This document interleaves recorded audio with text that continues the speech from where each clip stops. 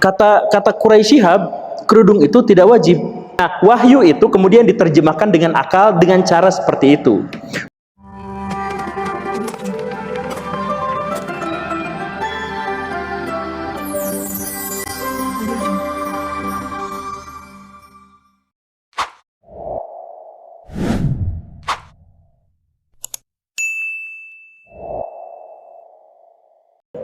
Kita buka tanya jawab lagi. Oke, tadi kayaknya banyak yang keluar udah mulai ngebul kayaknya.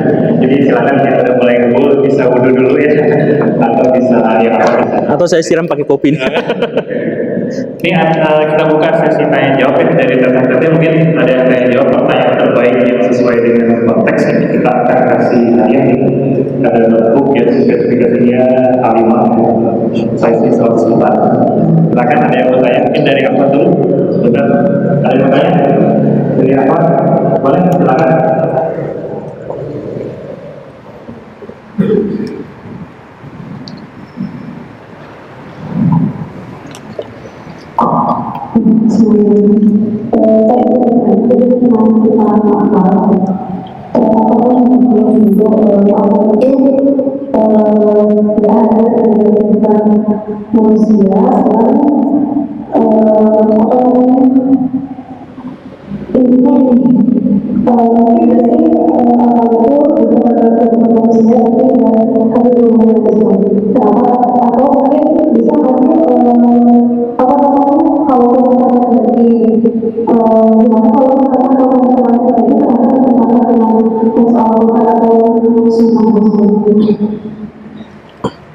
Kurang ini bisa di ini bukan Akang bisa menerjemahkannya barusan paham nggak?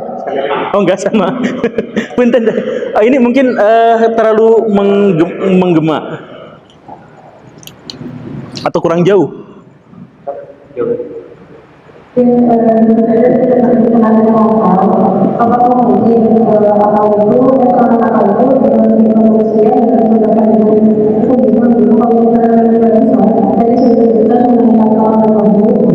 Oh.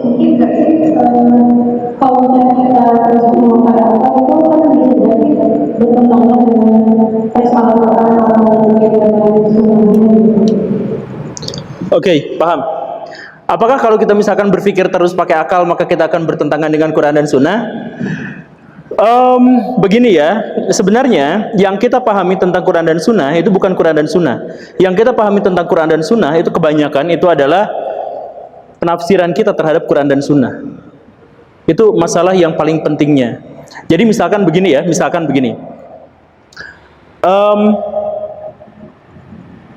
Teteh pakai kerudung yang barusan. Itu syariat Islam bukan? Kata Quraisy Shihab, kerudung itu tidak wajib. Kata kebanyakan ulama, kerudung itu wajib. Nah, yang jadi masalah itu adalah di dalam ayat Al-Quran disebutkan bahwa setiap perempuan itu harus menutupkan kain kerudungnya sampai ke dada dan seterusnya dan seterusnya dan seterusnya. Aurat perempuan itu adalah seluruh tubuhnya kecuali yang biasa terlihat di surat An-Nur itu. Nah, kecuali yang biasa terlihat itu akhirnya memunculkan banyak interpretasi. Kata Quraisy Shihab, jilbab itu, kerudung itu bukan kerudung itu bukan kewajiban. Karena apa? Karena kerudung itu bukan budaya Arab.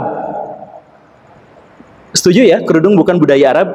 Setuju. Nah, karena kerudung bukan budaya Arab, maka orang-orang Arab itu biasa gak pakai kerudung. Pakai kerudung itu cuman kalau ada badai debu. Atau misalkan yang budak itu bahkan telanjang dada. Nah, di dalam Al-Quran tutupkan seperti kecuali yang biasa terlihat. Artinya kecuali yang biasa terlihat di zaman itu, yaitu gak pakai kerudung. Jadi tafsirannya Quraisy Shihab. Makanya gak usah pakai kerudung.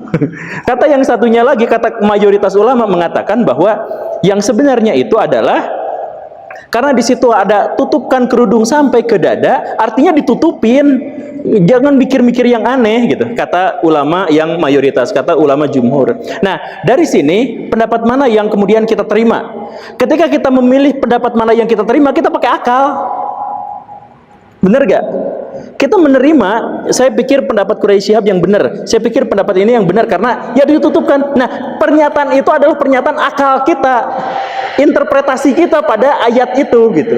Nah, jadi ketika misalkan disebut apakah mungkin akal bertentangan dengan Quran dan Sunnah, Quran dan Sunnah yang dimaksud itu sebenarnya bukan Quran dan Sunnah yang geledegannya seperti itu, tetapi yang didasarkan pada tafsiran-tafsiran. Makanya saya mohon maaf ya, di dunia Islam ini gini, kalau misalkan ada satu orang ceramah bla bla bla bla bla, wah jangan ikut ke ulama itu mah tidak mengikuti ulama bersanad.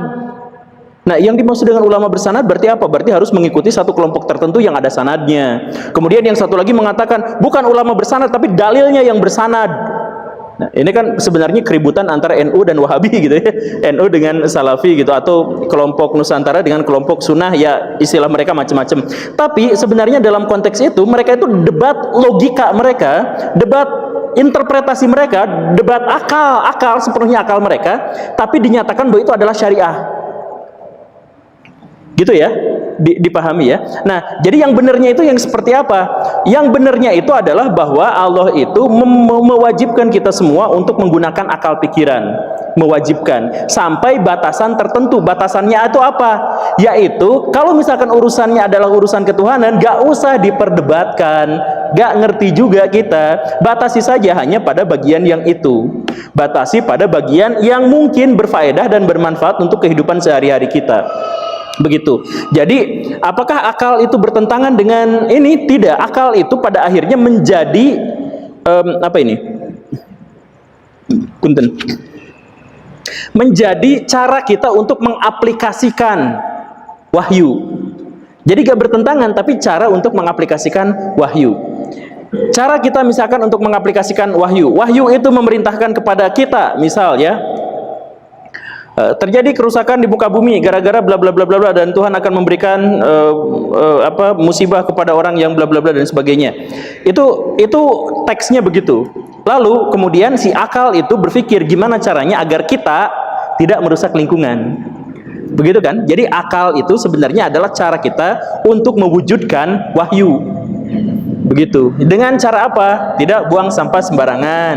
Dengan cara apa? Tidak bakar sampah sembarangan. Dengan cara apa? Menghemat listrik. Kalau nggak butuh-butuh amat, matiin listriknya. Dengan cara apa? Dengan cara kalau bisa jangan pakai kendaraan bermotor seenaknya kemana-mana, karena itu merusak lingkungan dan sebagainya. Nah, wahyu itu kemudian diterjemahkan dengan akal dengan cara seperti itu.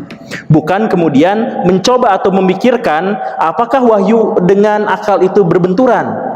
Tidak, pertanyaannya bukan seperti itu, tapi pertanyaannya adalah bahwa bisakah akal itu kita gunakan untuk mewujudkan atau memanifestasikan atau mengaplikasikan gagasan-gagasan yang tertera dalam wahyu. Semoga dipahami ya. Akang paham kan? Insya Allah. Syukurlah.